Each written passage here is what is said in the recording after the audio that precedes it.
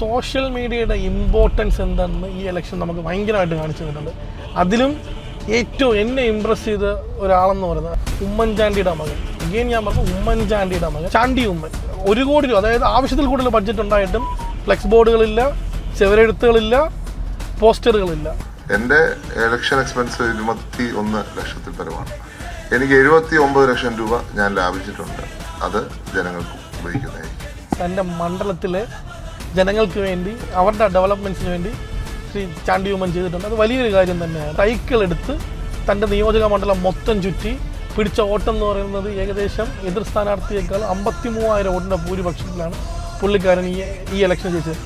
ഉമ്മൻചാണ്ടി എന്നത് ഞാനാണ്, അതാണ് പുള്ളിക്കാരൻ്റെ സ്ട്രാറ്റജി. അത് ഭയങ്കരമായിട്ട് വർക്കൗട്ട് ആയിട്ടുണ്ട്. അത്യാവശ്യം നല്ല ക്വാളിറ്റിയുള്ള മനുഷ്യനാണെന്ന് എനിക്ക് ഫീൽ ചെയ്യുന്നുണ്ട്. വരും വർഷങ്ങൾ അത് തെളിയിക്കട്ടെ. പ്രോപ്പറായിട്ട് ഉമ്മൻചാണ്ടി സാർ എന്തായിരുന്നു അത് അതുപോലെ പൊസിഷൻ ചെയ്ത് പുള്ളിക്കാരൻ്റെ ആ ഒരു സിമ്പത്തി അത് വോട്ടായിട്ട് പുള്ളിക്ക് മാറ്റാൻ പറ്റി. അത് തന്നെയാണ് പുതുപ്പള്ളിയിൽ ഈ വർഷം നടന്നത്. ഇതുപോലെ ഒരുപാട് സ്ട്രാറ്റജീസ് ഈ വർഷത്തെ ഇലക്ഷന് ടീം UDFും ടീം LDF രണ്ടുപേരും പറ്റി. അതിൽ UDFിൻ്റെത് ഹൈലി ഇമ്പാക്റ്റ്ഫുൾ ആയിരുന്നു. അവരത് എങ്ങനെ യൂത്തിൻ്റെ പൾസ് എന്താണോ അതനുസരിച്ചാണ് അവർ ഇത്തവണ കളിച്ചത്. അത് ഭയങ്കരമായിട്ട് റിഫ്ലക്റ്റ് ചെയ്തിട്ടുണ്ട്.